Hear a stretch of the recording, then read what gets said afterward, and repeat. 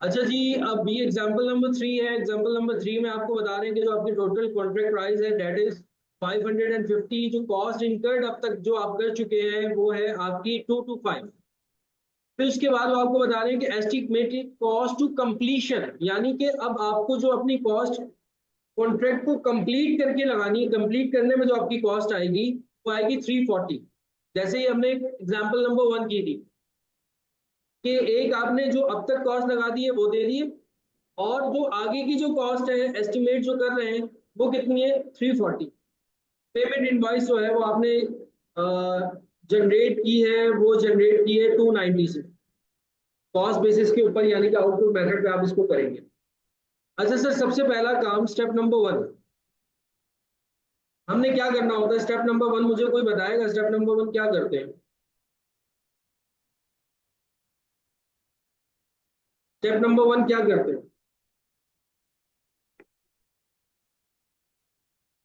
Profitable है कि loss है ये देखना होता है, बिल्कुल। ठीक है जी। तो अब देख लेते हैं कि प्रॉफिटेबल है कि लॉस है।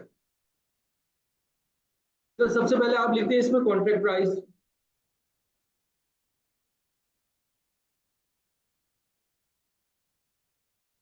सर कॉन्ट्रैक्ट प्राइस जो है वो हमारी है 550। फिर सर आप इसमें से लेस कर दें टोटल कॉस्ट। सर जो टोटल कॉस्ट है वो हमारी अब तक जो लग चुकी है वो 225 है, और आगे की जो एस्टिमेटेड है वो है 340, यानी कि जो हमारी टोटल कॉस्ट है वो है 565। तो सर अगर हम इसको माइनस करते हैं, कॉन्ट्रैक्ट प्राइस 550 है और 565 जो है वो हमारी टोटल कॉस्ट आ रही है, इट मींस के 15 रुपीज का ये लॉस मेकिंग कॉन्ट्रैक्ट है।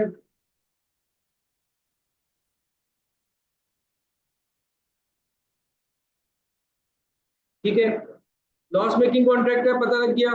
अच्छा, तो उसके बाद क्या होता है? सर उसके बाद आप स्टेप 2 करते थे, परसेंटेज ऑफ कंप्लीशन निकाला करते थे। तो कोई चेंज नहीं है, सब कुछ वैसे ही चलेगा, जहां पर चेंज आएगा वो मैं आप लोगों को बताऊंगा। अभी तक फिलहाल कोई चेंज नहीं है। स्टेप नंबर 2, सर हमारे पास जो मेथड है वो कौन सा मेथड है? इनपुट मेथड है। इनपुट मेथड में हम क्या करते हैं? सर हम उसमें लिखते हैं कॉस्ट इनकर्ड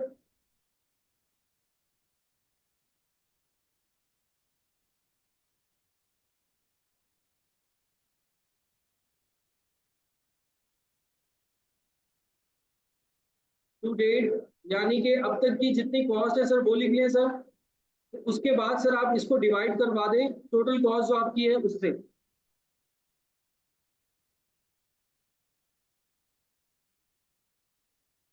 और मल्टीप्लाई करवा दें 100 से। तो सर जो कॉस्ट इनकर्ड हो चुकी है वो 225 हो चुकी है, और टोटल कॉस्ट जो है वो हमारी 565 है, और फिर मल्टीप्लाई करते हैं सर 100 से। तो सर 39.82% आ गया सर हमारा। यहाँ तक क्लियर हो गया सबको? किसी का कोई सवाल, कोई मसला, कोई परेशानी तो वो मुझसे पूछ सकता। क्लियर है सबको? ठीक है। अच्छा सर, अब आ जाए स्टेप नंबर 3 पे।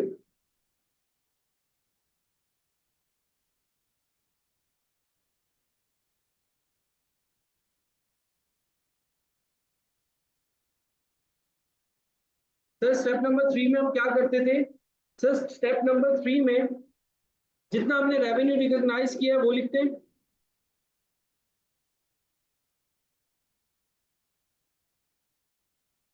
सर रेवेन्यू रिकॉग्नाइज के लिए आपने बताया था कि जो टोटल आपकी कॉन्ट्रैक्ट प्राइस है वो लिखो, मल्टीप्लाई करवा दो परसेंटेज ऑफ कंप्लीशन से, दैट इज 39.82%, जो अभी अभी हमने ताजा ताजा गर्मा गर्म निकाला है। तो वो आ जाएगा हमारे पास 219।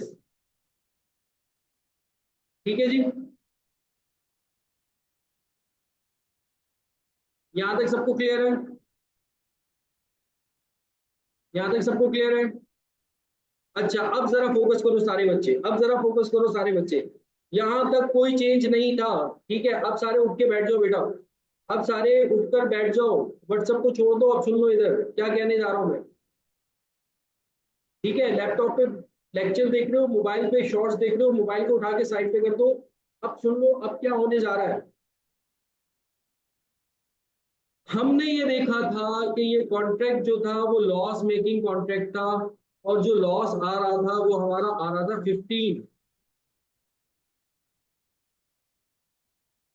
अब यहां पर लॉस आ रहा है 15, IFRS 15 कर रहे हैं, लेकिन अब यहां पर इंटरफेरेंस होगी आपकी IAS 37 की, जो हमने पढ़ा था।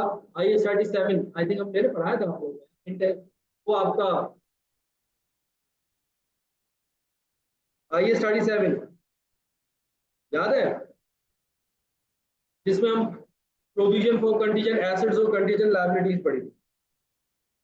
अब IAS 37 आपको ये रिकमेंड करता है कि अगर आपको कोई एक्सपेक्टेड लॉस है, या आपका कोई ऐसा कॉन्ट्रैक्ट है, एनआरएएस कॉन्ट्रैक्ट है, उसमें जो आपको एक्सपेक्टेड लॉस आ रहा है, उसको आप उसी टाइम फुली रिकॉग्नाइज करोगे, उसका एक प्रोविजन बनाओगे और उसको उसी टाइम रिकॉग्नाइज करोगे। अकाउंटिंग जो है वो संभल के चलने वाली चीज है, कि जैसे ही नजर आ रहा है कि आगे चल के लॉस हो रहा है, अभी से ही बुक कर लो। जैसे ही नजर आ रहा है आगे चल के प्रॉफिट आ रहा है, जब आएगा तब बुक करेंगे, अभी नहीं बुक करेंगे। लेकिन लॉस की सूरत में IAS 37 आपको ये कहता है कि एक्सपेक्टेड लॉस अगर आपको नजर आ रहा है तो संभल के चलो थोड़ा, अभी से ही क्या कर लो, उसको पूरा का पूरा बुक कर लो, पूरा का पूरा क्या कर लो, बुक कर लो। If a company has a contract where unavoidable costs exceed the expected benefit, it must recognize a provision for expected loss।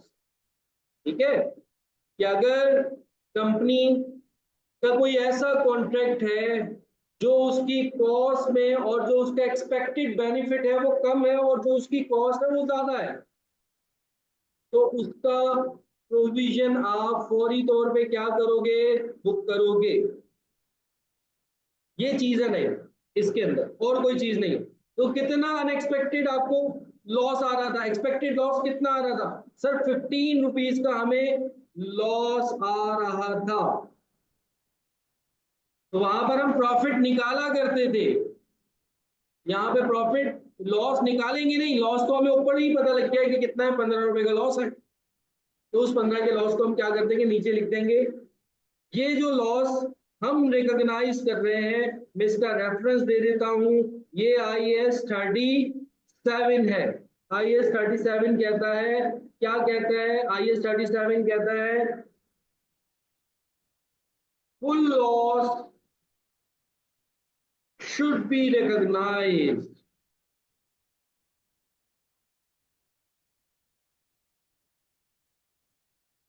Full loss should be recognised. देखो, अब अगर हम इसका डिफरेंस लेते हैं, रेवेन्यू आपका 219 है, 15 का आपको लॉस हो रहा है, तो बेटा टोटल कॉस्ट क्या आएगी, तो टोटल कॉस्ट आ जाएगी 234। ऐड कर लेंगे ना लॉस को, कॉस्ट आपकी क्या हो रही है, एक्सीड कर रही है। टोटल कॉस्ट क्या आएगी, 234। अगर हम इसका ब्रेकअप देखते हैं, तो सर इसमें जो हमारी cost incurred during the period थी वो कितनी थी, 225।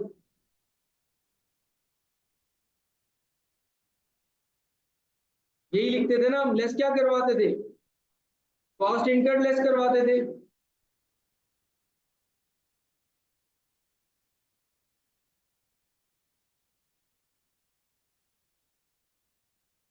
225 हम लेस करवाते थे। बाकी का जो होगा वो 9 रुपीज आ रहा है। That is provision. वो कितना है, 9 रुपीज।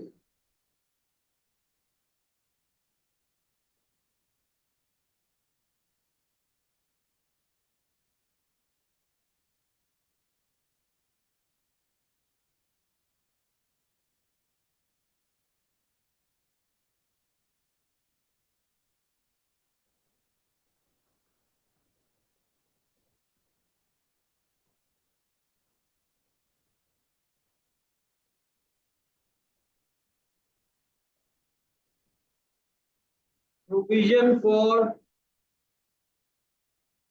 onerous loss.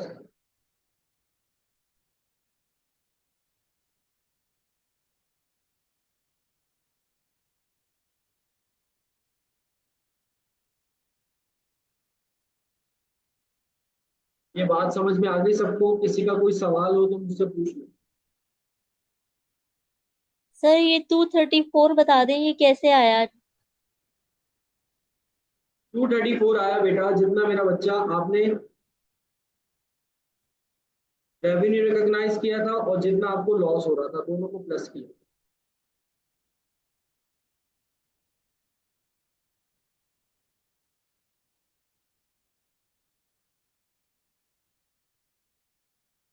ठीक है, क्लियर है?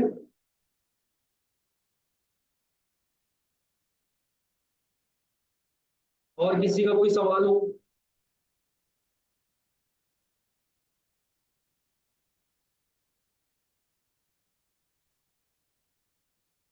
तो ये आप जो है वो अपने इस तरीके से रेवेन्यू को रिकॉग्नाइज करोगे।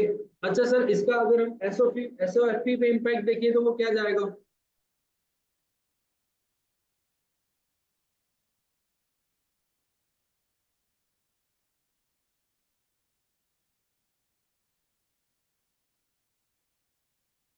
अब देखते हैं कि हमारा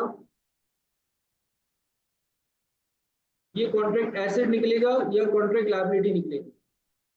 सर सबसे पहले रेवेन्यू रिकॉग्नाइज करें।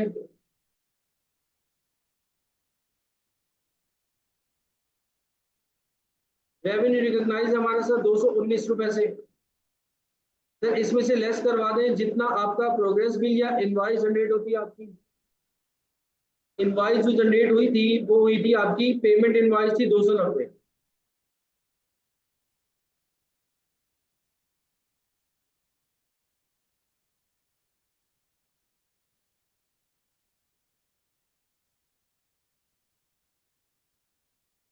दो सौ नब्बे माइनस में आंसर आ रहा है 31। तो ये आपका क्या होगा? Contract liability.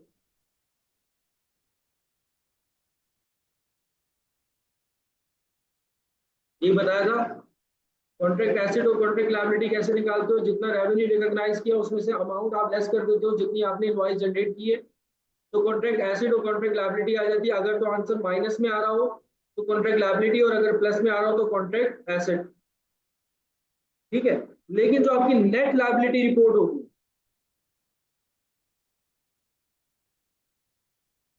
वो रिपोर्ट होगी 71 प्लस जितना आपने प्रोविजन बुक किया है लॉस का, 9 रुपीज से 80 रुपीज की आपकी नेट लायबिलिटी होगी। कॉन्ट्रैक्ट लायबिलिटी ये होगी और नेट लायबिलिटी आपकी क्या होगी? 80। तो ये बेटा आपका टॉपिक था आईएफआरएस 15 के अंदर। कंस्ट्रक्शन से रिलेटेड कॉन्ट्रैक्ट जो होंगे उनका ट्रीटमेंट क्या होगा।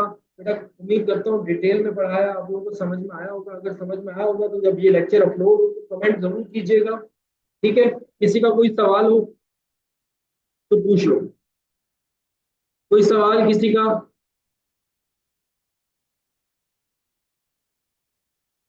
दानियाल आपकी ख्वाहिश थी ये जो कि पूरी हो चुकी है। सर एक और चीज़ पूछनी थी कि ये फाइनेंशियल पोजीशन पे जब हम पेपर में शो करेंगे तो ऐसे ही शो कर देंगे एक्सट्रैक्ट्स की फॉर्म में जो पूछते हैं एग्जामिनर्स। पूछिएगा क्या बोल रहे हैं। सर एग्जामिनर जब हमें पूछेगा पेपर में फाइनेंशियल स्टेटमेंट्स की एक्सट्रैक्ट्स तो हमने ऐसे ही शो कर देना है सिर्फ। बिल्कुल बिल्कुल, जैसे आपको मैंने बताया। देखो, राइट। एग्जामिनर राइट ये सर, ओके बोलेगा ना सर। आपसे कॉन्ट्रैक्ट एसेट और कॉन्ट्रैक्ट लायबिलिटी, वो आपको बता दोगे आप। इसी तरीके से आप शो करोगे, वहां पे भी आप रेवेन्यू कितना रिकॉग्नाइज करोगे, सारी चीजें ऐसी शो करोगे।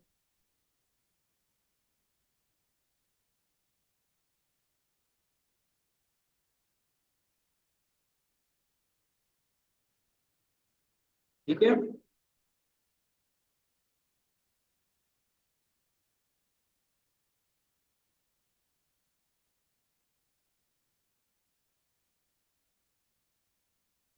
और किसी का कोई सवाल हो?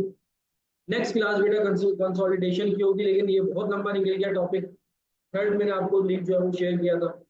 अब कल से हम जो है वो इंशाल्लाह ताला कंसोलिडेशन के ऊपर काम करेंगे। कंसोलिडेशन इतना मुश्किल नहीं है, परेशान मत होना। कंसोलिडेशन से रिलेटेड बहुत आसान हलवा टॉपिक है। जितने क्वेश्चंस मैं करवाऊंगा बस उसको करके चले जाना, ठीक है। इंशाल्लाह ताला निकल जाएगा कंसोलिडेशन से। अगर कोई क्वेश्चन आएगा तो इतना मुश्किल नहीं है कंसोलिडेशन।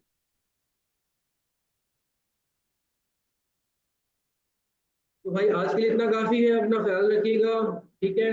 मुझे दुआ में याद रखिएगा। अल्लाह हाफिज।